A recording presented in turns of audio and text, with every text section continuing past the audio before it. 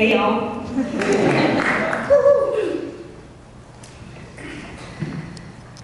I collect postcards.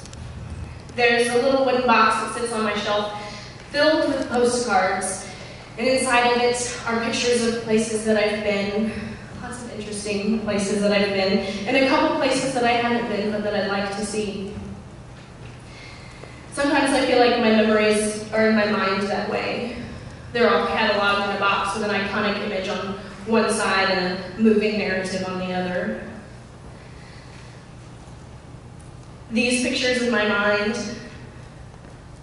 they are places that I've been, of the people that I used to be. One of these images is a picture of me. I'm 25 years old and the Northern California sun is shining down on me. There's mountains in the background and my clothes are quaintly drying on the line behind me. The moving narrative on the back says, "This is the greatest thing you've ever done. This is the happiest you've ever been."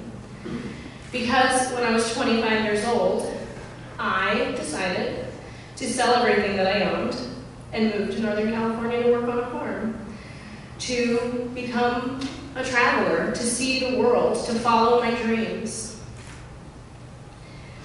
I wasn't in California for very long, though.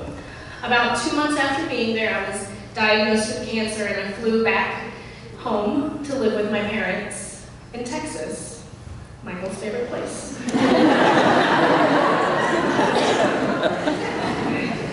And sometimes while I was lying there in the suburbs of Pflugerville, outside Austin, Texas, in my parents' home, I would wake up and I would think that maybe all that stuff I had did was just a dream. Like maybe I hadn't really gone and followed that little voice in my head that said wander.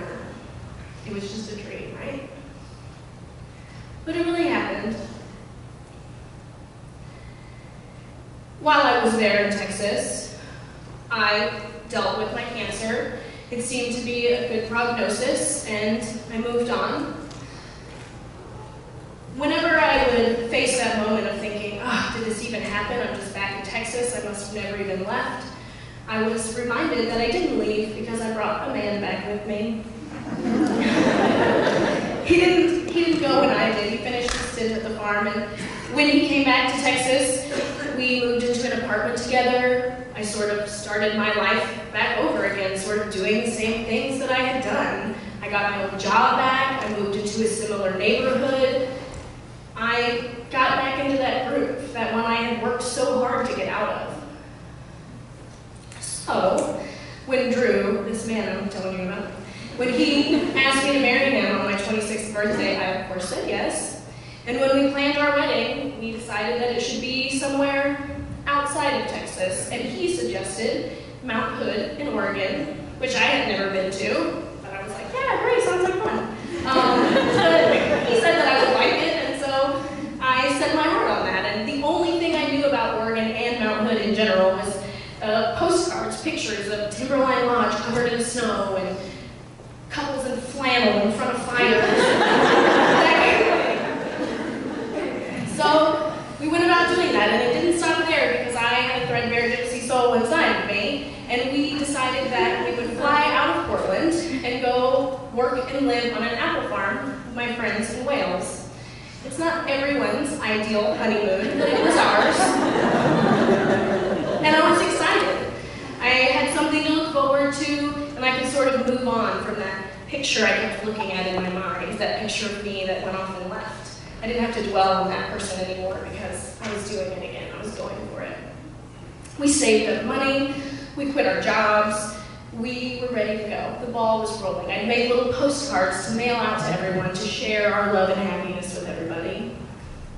About 2 months before our scheduled wedding, I found out that the cancer they had originally thought was not such a big deal became a very big deal. It came back and spread to my pancreas, my kidney, and my small intestine, and I was whisked away to another very beautiful place in Houston, Texas called MD Anderson, and I was told by an army of doctors to cancel my wedding, to cancel my travel plans, to cancel my dream. The postcards that I made were never sent out.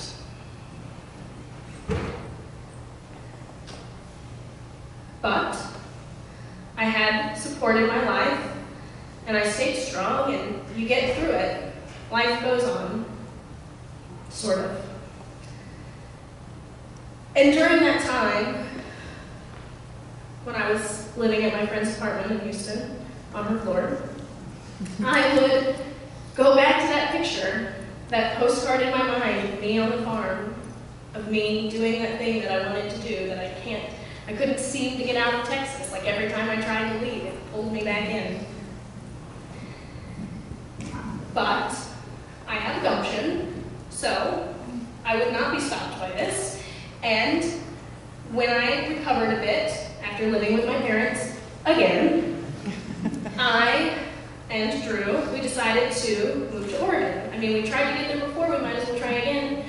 He decided he'd like to go to school up here, so no, we didn't come to get married, but we got here. And while we were here, I sort of went back into that groove again. I got a job similar to the one I had in Austin. We moved into a little apartment, and I was sort of going through life feeling like I was being dragged, like life was moving forward. Life was a boulder rolling down a hill with so much momentum, and instead of me going down the hill with it, I was just being dragged down by it. And while in Oregon, after starting this life here again, I found out that the cancer had returned. And by this time, of course, it felt less of a big deal. I felt like I had less for it to take away. It's sort of like I was getting really good at being sick and not very good at being happy and healthy. So I had another abdominal surgery. I went through chemo. And I still thought about that person in the postcard. It just started to turn into like a haunting rather than a memory. This person just haunting me in my mind. But I was really working. I was trying to let go of that person, but it was hard. And even now, I sit down and I think of me on that farm, and I'm like imagining it, I'm opening up the picture, and there I am, my long hair blowing in the wind, the sun shining in my face, and then I'm sort of like awakened, because I didn't have long hair when I lived on the farm, and it may have been sunny in that one picture. But I don't know if you've ever been to Northern California in the spring. It rains a lot. I think that it was just this one sunny day of fake me with long hair. I had very short hair in the picture. I think I had like mashed up a memory of when I was in college or something with this memory of the farm. And so then it's like I realized that I'm sitting there and dwelling and being haunted by this person that doesn't even exist. She's just this story that I made up in my mind. But realizing that is good. Realizing that is helpful for moving on. And I worked to do that. I have a friend in Oregon. She's from Texas, but she's been living in Oregon, and she came up to visit me, and so I took her to the coast. Because if you're from somewhere, like the beaches of the Gulf Coast, the Oregon coast is like a magical wonderland. It's beautiful and amazing, so that's the first place I took her. And I hadn't seen her in a while. I'd been through a lot of this cancer stuff, and we went out, we were just sort of reconnecting, and we're sitting at this picnic table, drinking margaritas, the beach in the background, and we're talking about our lives. We're both about to be 30. What's been going on in the past 5 years? What do we want? What are our career goals? What are our life goals? She's talking to me about these things, so I'm listening, I'm talking, and I was like, oh, well, isn't this great? We had this fun adventure at the coast. And she's like, yeah, but wouldn't you rather, like, save up your money and make this grand plan to, like, go to Europe or something like that? And I thought, well, I did that, and it didn't work out. I saved up a lot of money. I had a big plan, and I spent that money living on my friend's apartment for her. She seemed to think that saving was difficult. Oh, you can do it, it's easy. It's not that I don't know how to save. I am an organizer, a type A personality. I know how to save, I just don't want to. I don't want to save up and dream and put aside the things I want today for an imaginary future that I might not show up for.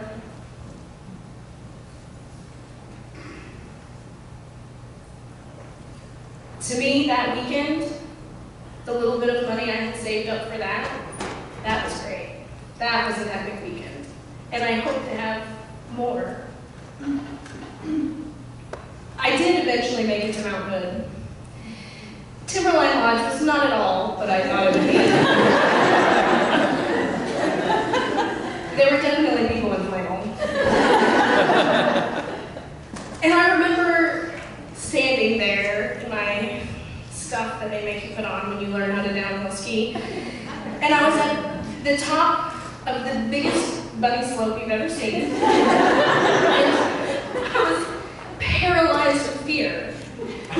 And there's tiny kids whipping by me, and here I am standing at the top of this hill like I'm gonna jump off the cliff of the Grand Canyon. But the thing about downhill skiing that I learned at Timberline Lodge is that you sort of have to take it piece by piece, one turn at a time. And for me, that was hard, to just get to that one little spot and then get to that other little spot. And even then, it's sort of like the mountain wants you to go forward. The mountain is calling you down.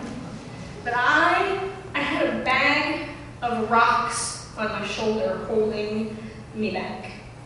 So it's really hard just to get to that one little point when you have a bag of rocks on your back. My bag of rocks consisted of a person that I continued to think about that didn't even really exist. It consisted of a drawer filled of wedding invitations that never got sent out, that 3 years later were still sitting in a drawer at my house.